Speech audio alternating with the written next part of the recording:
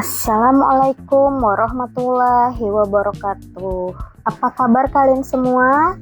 Semoga selalu dalam keadaan sehat dan berbahagia. Selamat datang di video pembelajaran kita kali ini. Minggu ini kita akan membahas materi kelanjutan dari announcement text di minggu lalu. Pastikan kalian menyimak video ini sampai akhir agar bisa memahami materi ini dengan lebih baik. Jangan lupa siapkan buku tulis dan pulpen kalian untuk mencatat hal-hal yang mungkin kalian anggap penting. Baik, langsung saja kita mulai ya teman-teman. Melanjutkan pembahasan kita minggu lalu tentang announcement text. Kita akan masuk ke generic strukturnya. Di bagian pertama ada title atau heading. Ini merupakan judul dari teks yang berfungsi untuk memberi gambaran secara singkat tentang isi dari informasi ya. Contohnya seperti lost wallet, school holiday, atau meeting notice. Di bagian kedua ada explanation atau details. Di bagian ini kita menjelaskan informasi secara lebih lengkap. Nah, biasanya di details ini mencakup apa yang terjadi, kapan kegiatan berlangsung, di mana tempatnya, siapa saja yang terlibat, dan bagaimana cara merespon informasi tersebut. Bagian selanjutnya adalah contact information. Biasanya bagian ini bersifat opsional atau tidak wajib ya teman-teman. Bagian ini berisi informasi tentang siapa yang bisa dihubungi jika kita membutuhkan keterangan yang lebih lanjut. Yang terakhir adalah closing line. Ini juga bersifat opsional. Nah, bagian ini biasanya berupa kalimat penutup yang sopan seperti thank you atau please be on time. Nah, dengan memahami struktur dari si announcement text ini, kita bisa membuat teks pemberitahuan yang jelas, lengkap, dan mudah dipahami. Selanjutnya, kita akan membahas tentang language feature atau ciri-ciri kebahasaan dalam announcement text. Language features yang pertama adalah penggunaan simple present tense. Tense ini digunakan untuk menyampaikan informasi yang bersifat umum atau sudah pasti ya. Nah, contohnya seperti kalimat the meeting starts at 2 p.m. Selanjutnya adalah penggunaan kalimat yang singkat atau concise sentences. Artinya, informasi disampaikan secara langsung, tidak bertele-tele sehingga mudah untuk dipahami. Kemudian, bahasa yang digunakan bersifat formal atau semi formal. Hal ini bertujuan agar informasi terdengar sopan dan profesional. Berikutnya adalah penggunaan action verb atau kata kerja tindakan seperti attend, join, submit, dan bring.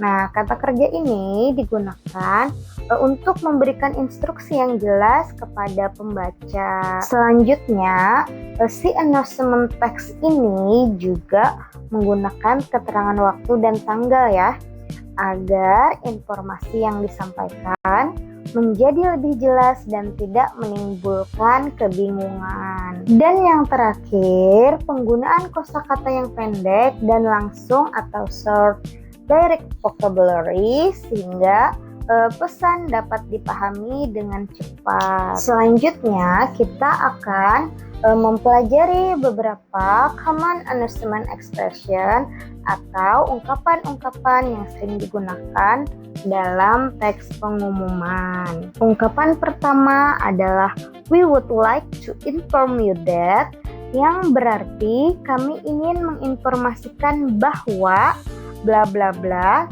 Ungkapan ini biasanya digunakan untuk menyampaikan informasi secara sopan. Kemudian ada this is to announce that, yang berarti ini untuk mengumumkan bahwa biasanya digunakan untuk menyampaikan pengumuman resmi. Selanjutnya ada juga you are invited to, yang berarti Anda diundang untuk.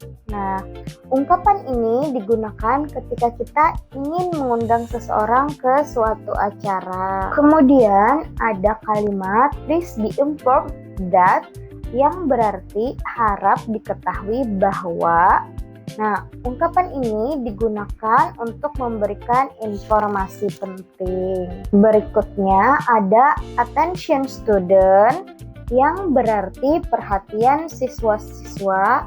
Nah, biasanya digunakan untuk menarik perhatian sebelum menyampaikan informasi. Dan yang terakhir ada the event will be held on, yang berarti acara akan dilaksanakan pada. Nah, biasanya ungkapan ini digunakan untuk menyampaikan waktu pelaksanaan dari suatu kegiatan. Nah, ini ada contoh pengumuman dengan judul School Clean Up Day. Pengumuman ini menginformasikan bahwa semua siswa diundang untuk mengikuti kegiatan bersih-bersih di sekolah.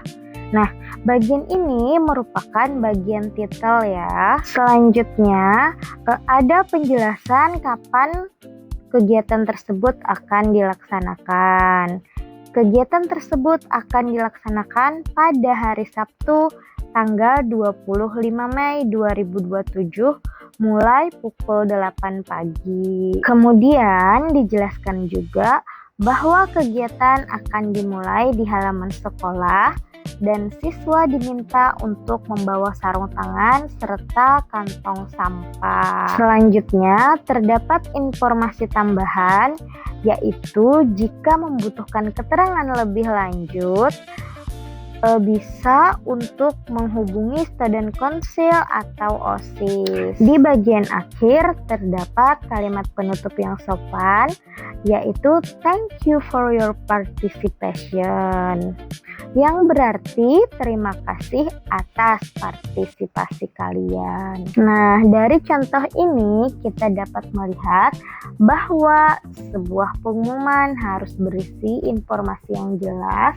lengkap, dan mudah untuk dipahami. Selanjutnya, kita akan membahas langkah-langkah dalam menulis announcement text. Langkah pertama adalah write the title atau menulis judul. Judul harus jelas dan spesifik ya teman-teman, serta mampu menunjukkan ide utama dari si pengumuman. Langkah kedua adalah state the purpose. Nah, di bagian ini kita menjelaskan tujuan dari si pengumuman tersebut. Misalnya dengan kalimat we would like to inform you that. Langkah ketiga adalah give detailed information. Artinya, kita harus menyampaikan informasi secara lengkap. Nah, apa saja sih informasi ini? Nah, informasi tersebut meliputi apa kegiatan yang akan dilakukan, kapan waktu pelaksanaannya, di mana tempatnya, dan siapa-siapa saja yang terlibat. Langkah keempat adalah menambahkan instruksi. Di bagian ini, kita memberitahu pembaca apa yang harus dilakukan. Misalnya membawa sesuatu atau menghadiri suatu kegiatan. Langkah kelima adalah provide contact information yang bersifat opsional. Maksudnya bersifat opsional ini boleh dicantumkan atau tidak ya. Nah, bagian ini berisi informasi kontak yang bisa dihubungi jika diperlukan keterangan lebih lanjut. Langkah terakhir adalah write a closing line. Nah, kita menutup pengumuman dengan kalimat yang sopan seperti thank you for your attention. Selain itu, perhatikan juga beberapa tips penting seperti menggunakan simple present tense, buat kalimat yang singkat dan jelas, serta gunakan bahasa formal atau semi formal. Apakah sudah jelas tentang announcement text ini? Kalau ada yang belum jelas, boleh kalian komen di kolom komentar. dan akan kita bahas di minggu depan. Nah, setelah saya menjelaskan tentang step to write an announcement text, saya akan memberikan tugas untuk kalian semua. Tugasnya adalah buat sebuah teks pengumuman yang biasa kita gunakan atau kita dengarkan di kehidupan sehari-hari. Terima kasih sudah mendengarkan penjelasan saya dengan baik. Semoga pelajaran ini bisa kalian mengerti dan bisa kalian implementasikan dalam kehidupan sehari-hari. Jangan lupa untuk kerjakan tugasnya. Sampai di sini dulu pertemuan kita untuk hari ini. Sampai jumpa lagi minggu depan. Wabillahi taufiq wal hidayah. Wassalamualaikum warahmatullahi wabarakatuh.